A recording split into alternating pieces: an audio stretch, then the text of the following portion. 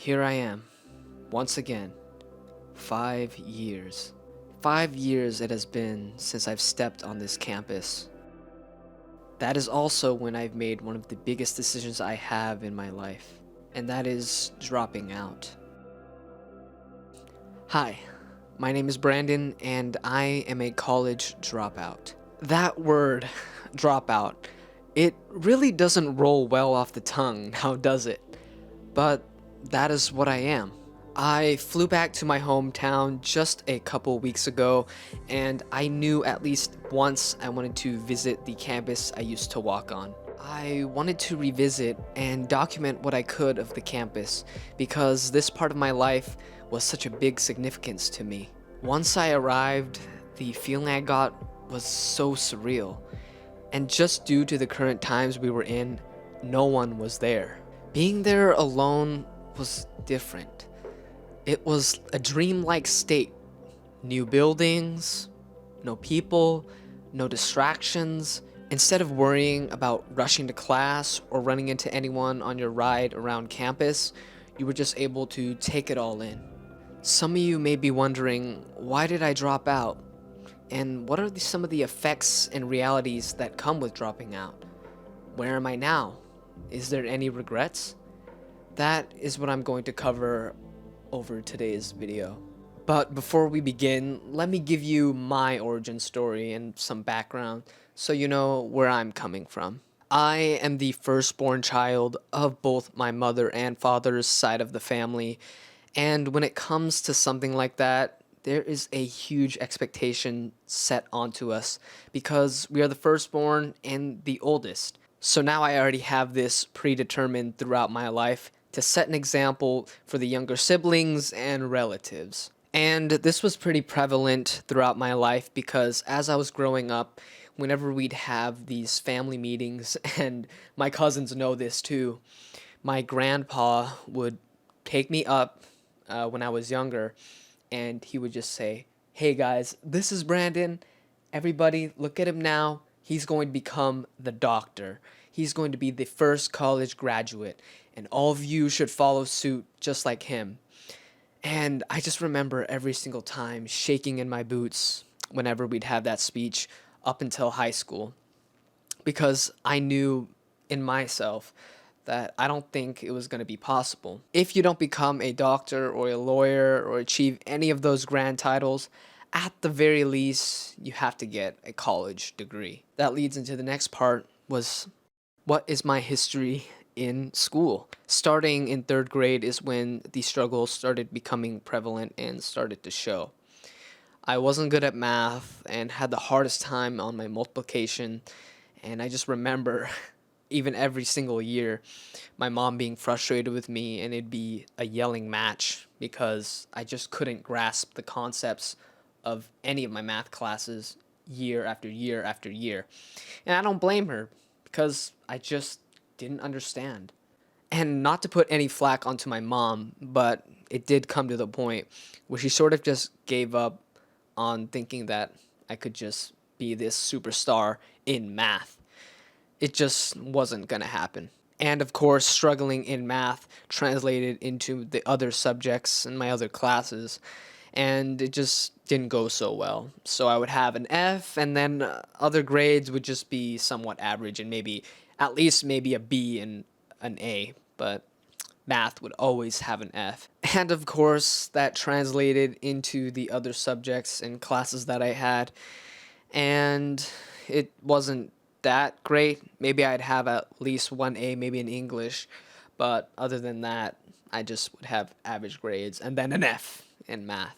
I failed math twice in middle school, so I had to retake it, and I remember being behind, not being with my other classmates from last year, which kind of put me down, but I made it past that, and once I got into high school, I still struggled. I failed the math class again entering high school, and I was basically just kind of there, and I did make it into senior year, but that math, I still struggled.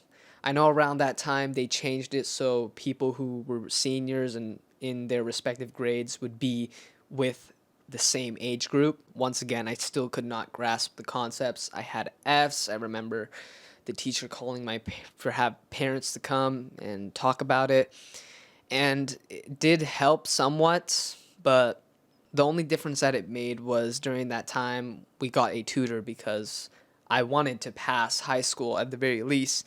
And as lame as it sounds, turning that F into a C minus before graduation was one of my proudest moments that I've had. Thing is, too, I wasn't even a troublemaker or one that would ditch class.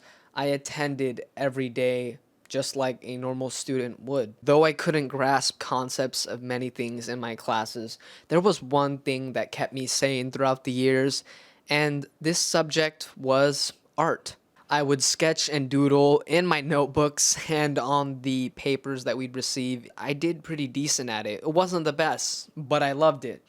And that got me exploring into other medias of art, eventually moving into video and photo. I remember the first time posting onto YouTube, my first video ever, and it gained thousands of views. I gained subscribers, and I remember seeing that there was people there enjoying and commenting and watching my stuff.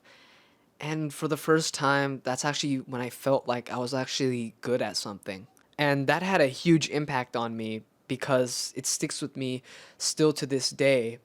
And that's when I started falling in love with video. And me posting my first video actually happened in high school. So around that time, I took a video production class, and that was a lot of fun too. I knew what I wanted out of life from that point on. After graduating high school, I already knew what I wanted out of life, but throwback from earlier, there's still that set expectation.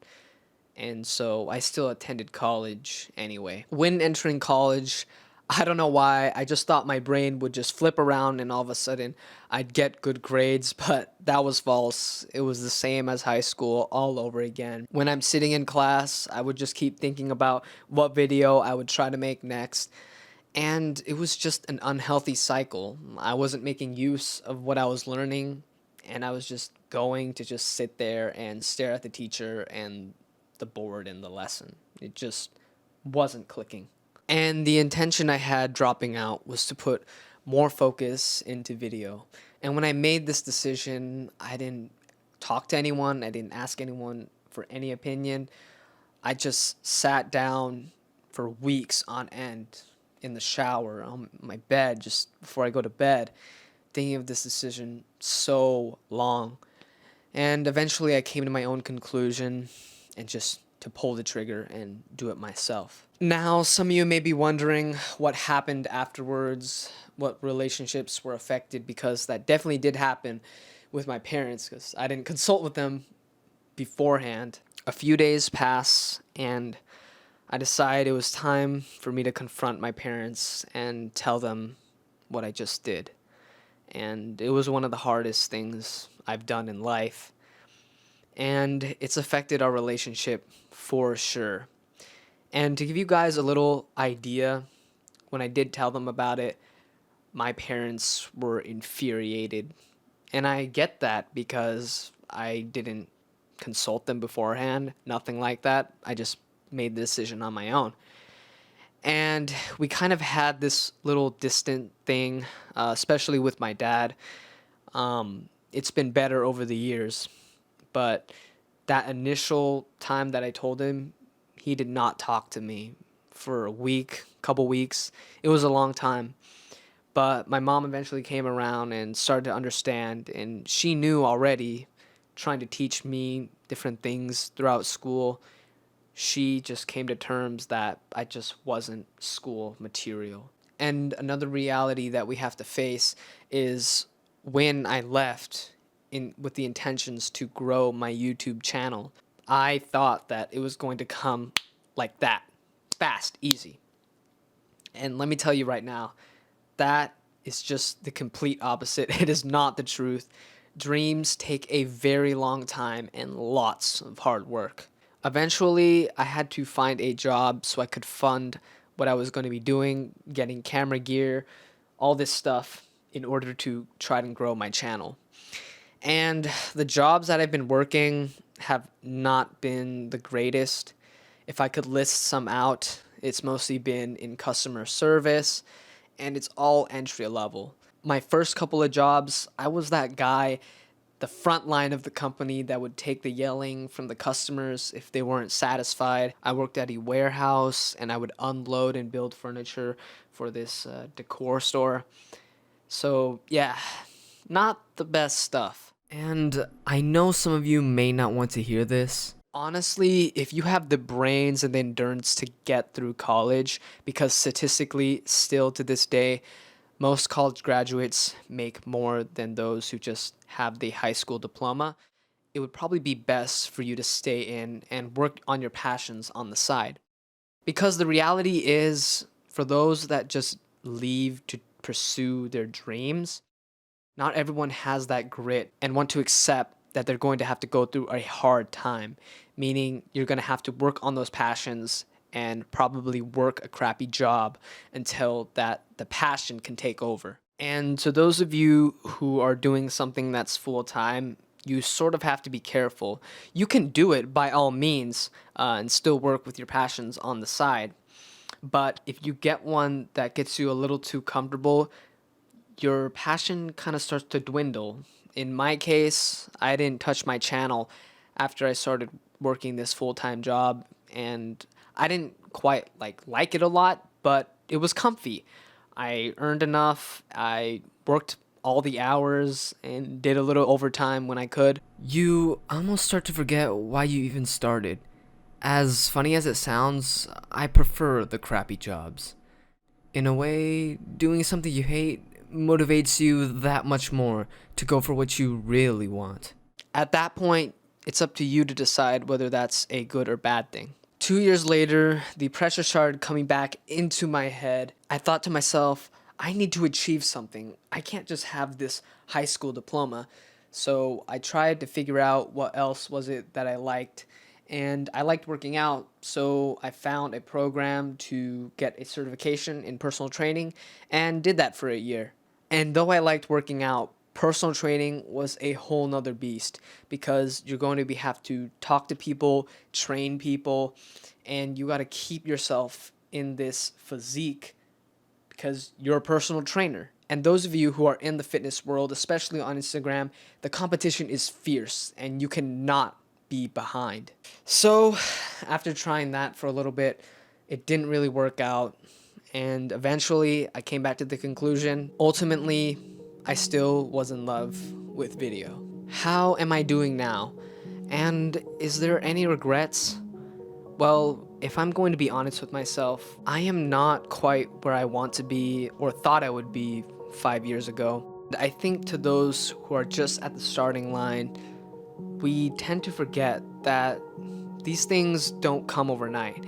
And there is a reason why the most wanted dreams are the hardest. Many give up because a lot of the times the work that is put in yields little to no result, and that can get discouraging for many.